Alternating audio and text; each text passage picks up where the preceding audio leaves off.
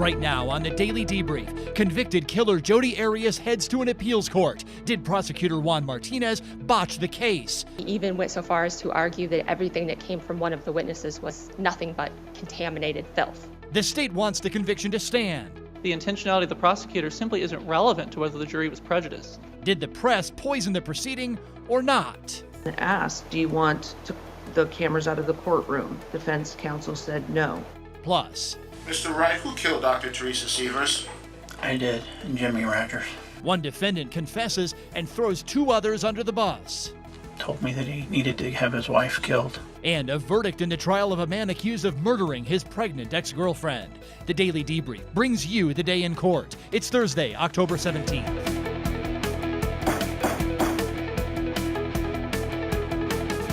Welcome to the Debrief, everyone. Attorneys for convicted murderer Jodi Arias today asked the Arizona Court of Appeals to overturn her conviction. Arias admitted killing her former boyfriend, Travis Alexander, but claims she did so in self-defense. He was stabbed nearly 90 times, his throat was slit, and he was shot. Still, Arias claims prosecutor Juan Martinez and the judge who presided over her trial are to blame, in part. She says Martinez asked questions even after the judge sustained objections, and she complains that the judge did little to control the press, even though Arias herself gave a number of sit-down interviews while awaiting trial. This is an appeals court proceeding, so the arguments are aimed at a panel of judges, not a jury, and the judges are able to interrupt the appeals attorneys to ask questions. Here is Jodi Arias' attorney. This court should reverse Ms. Arias' conviction because it was obtained during an unfair trial. The prosecutor in this case engaged in pronounced and persistent misconduct which permeated all stages of the trial. His misconduct began as early as jury selection and continued as late as his closing arguments. If you had to identify the top 3 acts that you believe most impacted the trial, because in your brief you've alleged multiple, what would your top 3 be? And this sounds as if I'm avoiding the court's question, but it was the cumulative misconduct, because that misconduct worked together to build on itself across the entire trial. He had a theme that he was working from and a goal he was working towards, and he used his misconduct with each one of the witnesses to keep working towards that goal in his closing argument, and then he capitalized on it at that point. Define what you refer to as the theme. You said he had a theme to work on. I want to hear what your definition of the theme is. The theme in this case was nobody in this trial is telling you the truth or should be trusted except for me. I am the only person here who is above board, who is ethical. He made every one of the defense experts out to be a person who had a relationship with Arias and who had been hiding evidence and who had changed evidence based on their feelings for Arias. He alleged that the defense was fabricating their case, and he even went so far as to argue that everything that came from one of the witnesses was nothing but contaminated filth. Arias' attorney also says it was wrong for the prosecutor to assume that a doctor who sent a book to Arias had a relationship with her, because the doctor indeed sends books to everyone he assesses. Here's the state's side.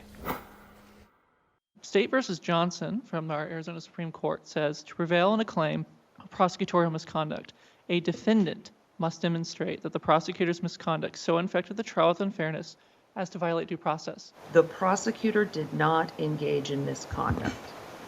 Do you stand by that statement? Yes, Your Honor. Misconduct as defined as the violation of due process by these cases. If we take a more narrow definition of prosecutorial misconduct, okay, and we say conduct engaged by the prosecutor that violates the rules of evidence and ethics, under that definition, do you believe that your statement that the prosecutor in this case did not engage in misconduct is true? We would argue that the prosecutor may have done some things that violated rules occasionally, and the court sustained objections when that was appropriate. When we say occasionally, are we talking once, twice? I don't have a number. I don't have a number for you, but I would say in a 6-month trial. The fact that there was 39 objections sustained on argumentative questions to the defendant. 39 times. 39 in context of a 6-month-long trial. Though. Not just objections made, sustained. How does that not register into the prosecutor's mind that something may be off in my questions? Well, perhaps it should. Ultimately, the mental state of the prosecutor is not relevant to this analysis. The intentionality of the prosecutor simply isn't relevant to whether the jury was prejudiced. 4 guests are joining us tonight on the debrief, but let's begin with Catherine Smith and Brian Buckmeyer here in New York. So, Brian, this panel of appeals court judges really didn't seem to like what Prosecutor Juan Martinez did, but the question is, does it warrant a new trial? Yeah, I'm not sure if you can see, like, my leg is literally jumping here because this is the issue here. Prosecutors have wide range to do all kinds of things in a case, but it always comes down to whether or not it would change the outcome of the case. And when you have 16 some odd stab wounds and a slitting in the throat, it probably wouldn't, but they shouldn't be allowed to do this is the problem. So, Catherine, the question is, as we said, does the misconduct warrant a new trial? I predict the appeals court's going to bash Juan Martinez and say, we don't like any of this, but it doesn't warrant a new trial. That's my guess. Brian agrees with me. What do you think? I agree completely. I mean, that's the whole thing. You don't want to condone these actions by a prosecutor that violate ethical rules, but it doesn't rise to that level, I think, of due process. At the end of the day, she probably would have been convicted, or most likely would have been, but for this. Maybe the appeals court will say we welcome a disciplinary proceeding against the prosecutor. That's the possible remedy here. And Brian, you're agreeing with me too. I'm agreeing with you, but it's not going to happen. Prosecutors get away with this. Well, we'll wait and see what the appeals court says. Key testimony, meanwhile, from a cooperating defendant in the case of a Florida doctor beaten to death with a hammer. Dr. Teresa Sievers did not show up to work one day. A friend went to check on her and found her dead in her home. The hammer authorities say was used to kill her was near her body. Nothing, including money, had been taken. Police think her husband asked for help to kill her. Investigators say that husband, Mark Sievers, hired his friend Curtis Wright and Wright's friend, Jimmy Rogers, to commit the crime. Rogers is on trial. Wright cut a deal and testified against Rogers. The husband, Sievers, faces a separate trial. That cooperating defendant, Curtis Wright, took the stand and told the jury about how the victim's husband approached him at his own wedding to talk about his troubled marriage to the victim. The night before, when we talked, he told me that she was having an affair, but he didn't actually tell me she was leaving him. So that next morning, when the conversation continued, it went more into depth. He actually told me that she was leaving him for another doctor, I think is what he said there. Who he was. I think he said that it was somebody that she met at a conference or something. So Mr. Sievers was telling you that Dr. Sievers was going to leave him and take his daughters. Yes. What else did he tell you while speaking at the park? I had mentioned that, about fighting her for custody, legally fighting her. He said he didn't have the finances to do that. That there's no way that he could keep the girls from their mother. Later on that day, Wright realized he needed hot dogs for his wedding reception. Sievers offered to give him a ride to the store, and then another interesting conversation occurred. He brought up the fact again that he had no other choices. I made some different, offered some suggestions, really kind of the same ones over again, but he said that there was no other options. He didn't have any other options to protect his daughters than to have Teresa killed. Okay, so on the day of your wedding, your best friend is asking you to help him kill the wife and mother of his children. Yeah. Was he asking you to do it yourself or get somebody to do it for him? Either. He wanted me to take care of it, either to do it myself or find someone else, but he wanted me to be the in-between person so that there was no contact between him and if there was another person. Curtis Wright met Jimmy Rogers, the defendant, while they were both in jail together separately. Rogers and Sievers met at Wright's wedding. Wright told Rogers that Sievers was offering his wife's $100,000 life insurance policy to kill her. Mark had told me to make it look, or his idea was to make it look like she came home, walked in on an active burglary, and that's how this would go down. So while we were waiting for her to come home, I pried that side door open with something I found in the garage. It was a flat bar, crowbar.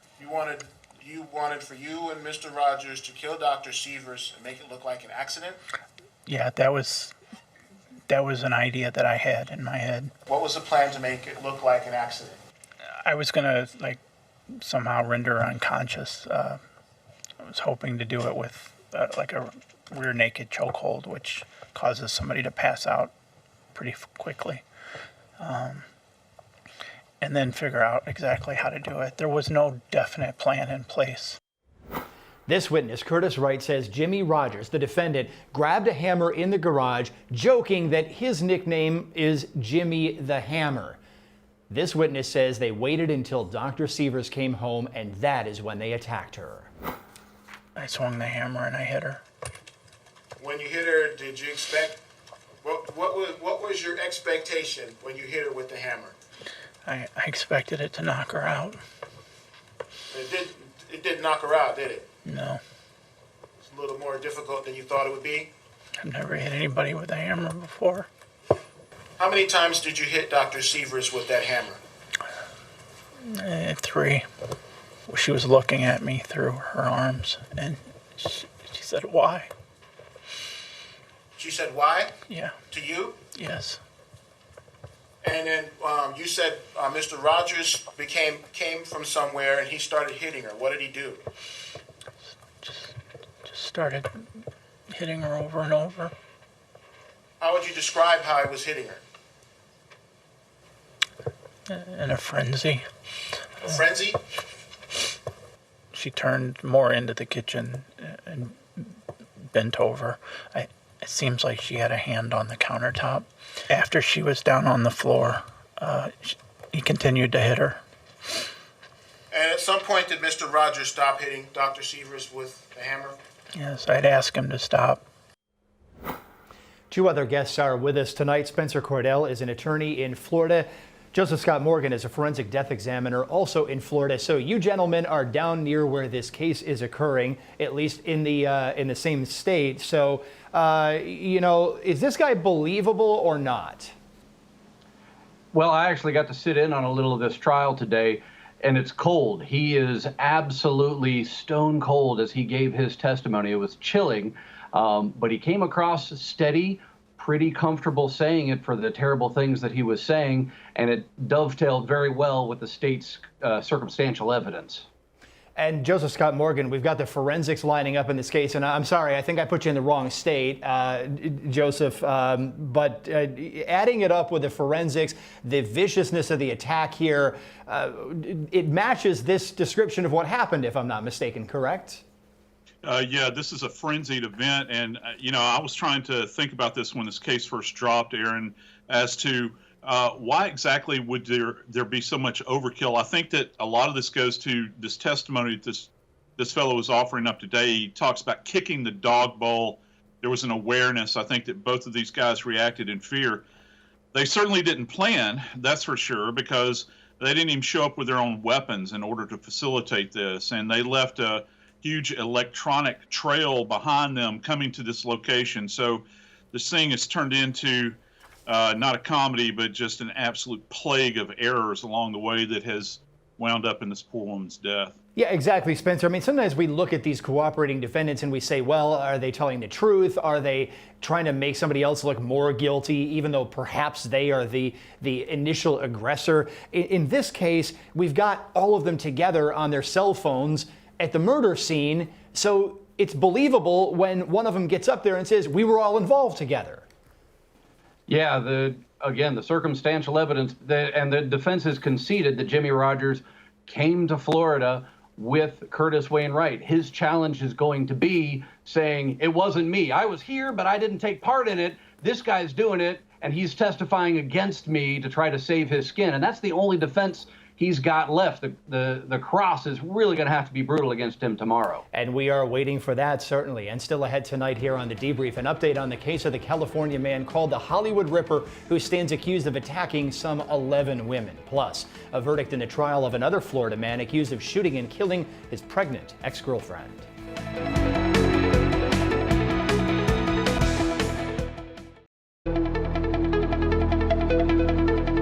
California jury is deliberating the fate of the so-called Hollywood Ripper, who prosecutors say attacked 11 women before he was caught. The decision now is whether Michael Gargiulo will be sent to prison for life or be given a death sentence. The same jury convicted Gargiulo of killing 2 women who lived near him and of attempting to kill a third who survived being attacked in her own bed. Gargiulo is expected to face trial in Illinois for other alleged crimes there. A verdict late last night in the case of a Florida man who admits he shot and killed his pregnant ex-girlfriend. Markeith Lloyd said the whole thing started when he confronted Sade Dixon about smoking pot while pregnant.